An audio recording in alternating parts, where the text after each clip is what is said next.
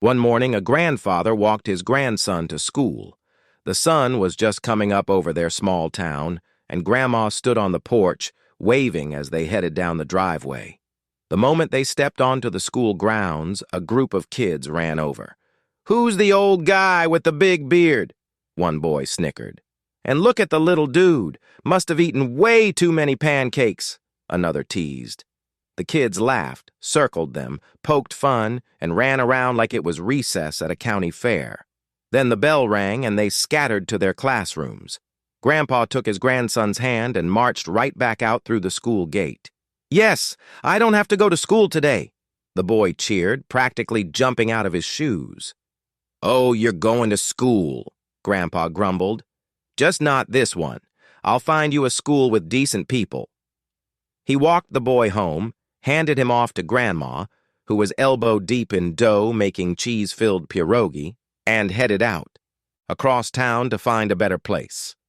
Every school he passed, he stepped onto the grounds and waited for the bell.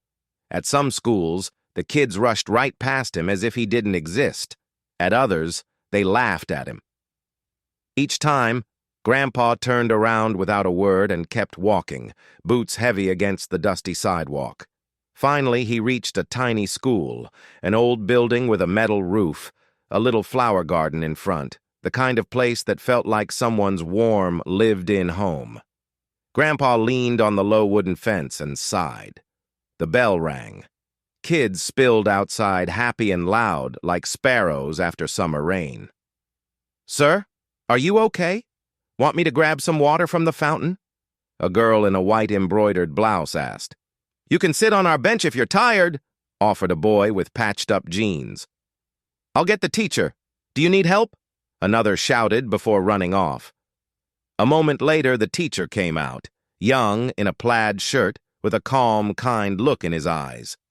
Grandpa nodded to him. "I've finally found the right school for my grandson."